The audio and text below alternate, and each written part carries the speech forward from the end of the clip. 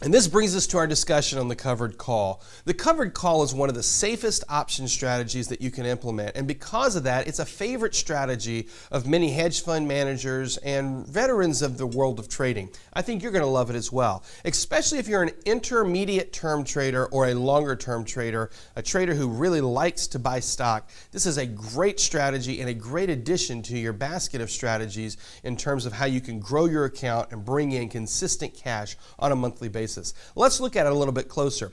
One of the reasons this is a very popular strategy is because, as I've mentioned, it's considered a relatively safe strategy. In fact, if you do it the way that most people do it, it really does not incur any additional risk than what you would have taken on with a typical long trade. When you buy stock, the risk is that the stock would go down, and when you sell a covered call, you simply are bringing some additional cash in, and you're not taking on any additional risk beyond the risk that the stock would go down. So this is a relatively safe strategy that most people are pretty comfortable with.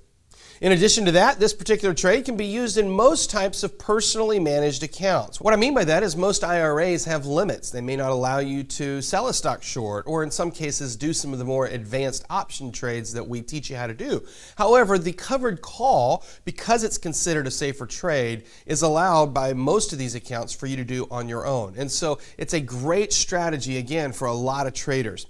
This is a classic strategy of what we refer to as a safer investor. Investors who want to make some more money, but they really don't want to take on any additional risk than the simple buying of a stock long. And if that describes you, then this may be a great trade for you. And not only all of these wonderful features, but it's also an easy way to make some extra monthly income from the stock that maybe you already own or stock that you're planning to own. Let's look at how the covered call is created. In order to sell a covered call, you must own the underlying shares. Now, you could have owned them for many years, you could have owned them for just a few seconds, but you must own the underlying shares of stock in that company that you're going to be selling the call against. If you do not own the underlying shares, then you do not have a covered call. You would have a naked position or an uncovered position. But we're going to be talking about the covered call. And so to be covered, you must own the underlying stock. And for every option contract that you want to sell, you must own at least 100 shares. If you want to sell one contract, you must own 100 shares. If you want to sell two contracts, you must own 200 shares, and on. Because as we've already discussed, each option contract holds 100 shares of the underlying stock. Now, assuming that you do own those positions, what do? Well, you can turn right around and you can sell the call options against those positions. After you buy the stock, you turn around and sell the call option. It could be immediate, or it could be at another time in the future. It doesn't really matter when you do this. You can just sell the call option as long as you own the stock. Now, the call is going to give somebody else the right to buy your stock. Remember, a call option is the right to buy the stock. If you're selling the call, then you're selling that right to somebody else. And of course, you're going to get paid for that call option. That's the premium that you're going to receive for the option. Now, in the process, you become obligated to sell the stock at that price if the buyer wants to. The buyer does not have to exercise the option. They may choose to. They have the right, but not the obligation. You as the seller, you are obligated to sell at that price if the buyer wants to. It's out of your control. You've sold those options to somebody else. Let's take an example here, and let's look and see how this could work out in your favor. Let's say that you've got a stock that's just trading along here, and it's rallied up to, maybe $100 a share, and it's pulled back down to maybe $90 a share. We'll write 100 here and 90 down here. And then maybe it's rallied back up to the top, but it's starting to pull back down, and you're concerned that it's going to start heading down. Now, for the purposes of my story, let's assume that you purchased it back here at 90. So we'll put BOT, that's a very bad abbreviation for bought at 90. So you bought it back here at $90 a share. We do have some support here. We've got some resistance up here at 100. Now, as the stock starts to come down, you're concerned that the stock's going to sell off, or maybe you're just kind of tired of the stock not rallying and you'd like to make some money on this thing. So what are you thinking? You're thinking, well, I could sell it at 100, or I could hold it until it hits 90 and maybe bounces again. Maybe you're just not sure what to do. Here's one possibility of what you could do. You could sell it at 100, or you could sell the call option to somebody else to buy it at 100, or let's take it on up one more level. What if we sold the call option at 105? So let's say you sell a call option at 105.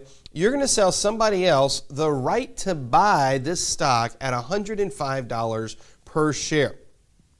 Now, once you've sold somebody this right to buy the stock at $105 a share, you receive the cash, and I'm going to make up a dollar amount and say that you receive $1 per share, and you also become obligated to sell. So we'll just put up here, obligated to sell at 105. Now, this isn't a big deal for you because you purchased the stock at $90 a share. Had you purchased the stock at $110 a share, this might be a negative transaction for you, but you realize even if you have to sell the stock at 105, you're not going to lose money on this trade. That's why they say this is a fairly safe option strategy. So let's look and see what could happen here. If, and here's a hypothetical scenario, if this particular trade trades back up, and maybe it gets stuck at $100 and comes back down or gets stuck around through here. If that happens, then here's what your scenario is. You bought the stock at $90 a share. The person, whoever it is, pays you $1 per share, which we will call OP for option premium. And since the stock has not rallied above $105 per share, there's nobody that's going to want to pay $105 a share to actually buy it from you. So you're going to keep 100% of that premium, the entire dollar of that premium. How do I know nobody's going to pay 105? Well, I don't think you're going to pay 105 if the stock's trading in the $90 range. So if you're not going to do it, well, neither is anybody else. They're not that crazy. Anybody would rather pay less on the open market than to exercise their option where they would have to pay more. It just doesn't make sense. So as long as the stock closes at expiration below that 105 mark, you're going to be realizing 100% of this premium, in this case $1. Now let's assume for a minute though, that would be my red line. Let's take my green line here, and now we'll use my yellow line. And let's say that the stock, whenever it got to $100, if it kept rallying, and maybe at expiration it had rallied on up to $108 or $110 a share, well, you're going to get called out. The person who bought that call option from you is going to exercise it, and they're going to say, I have the right to buy this stock at 105. It's currently trading for more than that. I'm going to buy it at 105. Well, that means you're going to sell it at 105 because remember, you are obligated to sell at 105. So let's look at the math on that.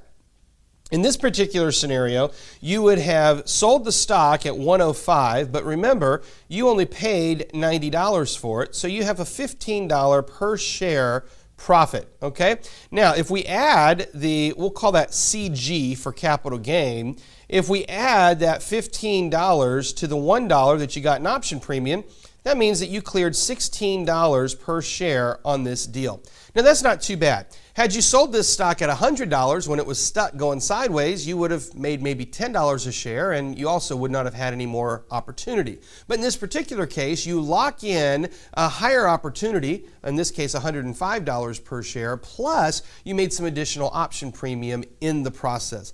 Now, there's another way that this could have played out as well. The stock could have gone down. And if the stock had gone down, let me draw this one on the screen for you. If the stock had gone down, I'm running out of pen color, so we'll do this in red. If the stock goes down, well, you will still keep 100% of the option premium, but you will start to see negative capital gain. In other words, you're going to have an equity loss in the stock. But you realize you already had that risk. That's the exact same risk that you had already taken on when you purchased the stock itself. So what you can see from this particular layout here is whenever you buy a stock and turn around and sell a call option against it, we call that the covered call. Whenever you do that transaction, you are receiving a premium in exchange for selling your rights to the stock. Somebody else has the right to buy the stock. You're obligated to sell to them, and either you will sell at that strike price, which is going to be higher than the price that you purchased at, assuming you write that contract. When you sell at that price, then you will make that capital gain, and if you don't end up selling at that price, then you'll keep the option premium. This is a great strategy for many of you.